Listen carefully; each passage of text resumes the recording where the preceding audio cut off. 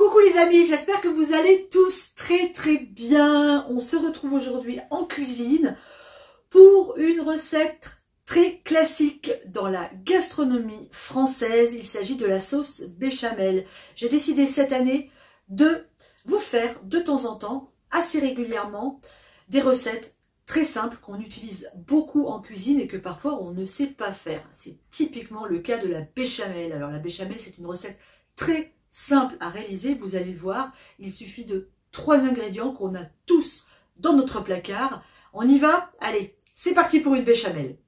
Pour faire une béchamel, il va falloir faire fondre un gros morceau de beurre. Alors moi, je ne pèse pas. Je fais tout au pifomètre. Là, je dois avoir environ 50 g de beurre. Environ. Une fois que notre beurre commence à fondre, c'est le cas ici. Ok. Je vais y ajouter de la farine. Alors là, je vais mettre 1 et 2 grosses cuillères à soupe de farine. On va voir si c'est suffisant. Et on va faire ce qu'on appelle en cuisine un roux. On est pas mal. Hein, vous avez vu, 2 grosses belles cuillères de farine bien bombées. Voilà, je vais remuer d'abord avec un fouet. C'est plus pratique. Alors, mon feu pour l'instant est assez vif. Je vais le baisser un tout petit peu. Parfait, vous voyez ce qu'on obtient. On va faire ça pendant une petite minute. Et ensuite, on va venir ajouter du lait. Alors moi, je fais toujours une béchamel avec proportionnellement un demi-litre de lait. Et je vais venir ajouter un petit peu de lait. Vous allez voir, ça va épaissir très rapidement. Alors, je fais toujours comme ça, petit à petit.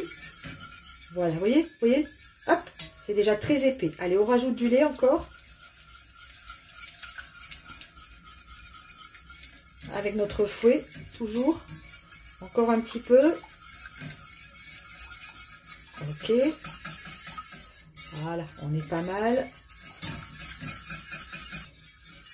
J'ai à peine mis la moitié de mon lait jusqu'à présent. Maintenant, je vais verser tout ce qui reste.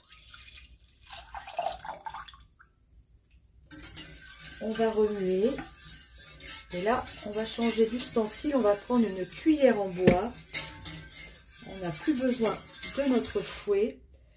Et on va venir continuer à mélanger. Il faut toujours rester sur la béchamel pour pas qu'elle attache et qu'elle fasse des grumeaux. Le feu est doux.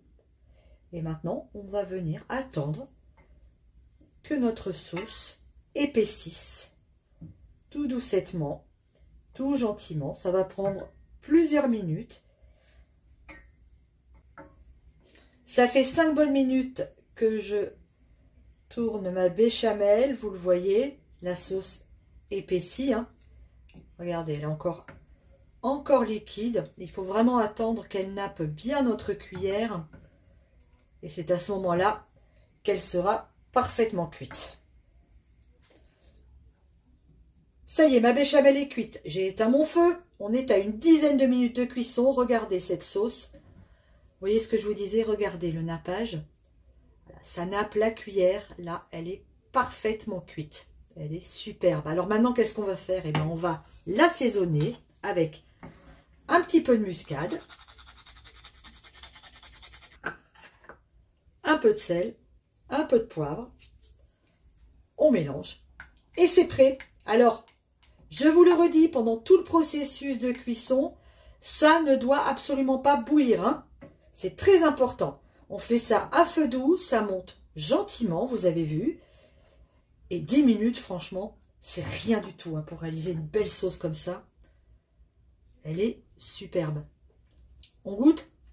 Très bien. Et si ça ne va pas, on rectifie l'assaisonnement.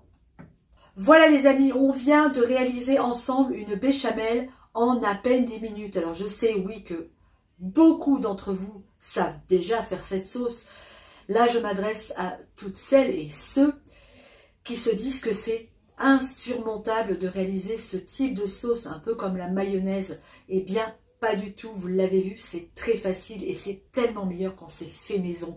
Alors cette béchamel, eh ben, Elle sert à énormément de choses. On peut faire des croque-monsieur, on peut faire des friands, on peut faire des croquetas, vous savez ces croquetas là au jambon, on peut faire des gratins, on peut faire les fameuses endives au jambon. Il y a énormément de recettes à base de béchamel. C'est un incontournable. Je compte sur vous pour réaliser maintenant vous-même cette sauce tellement facile à faire. Allez, je vous embrasse et je vous dis à très bientôt sur Popote et Potager.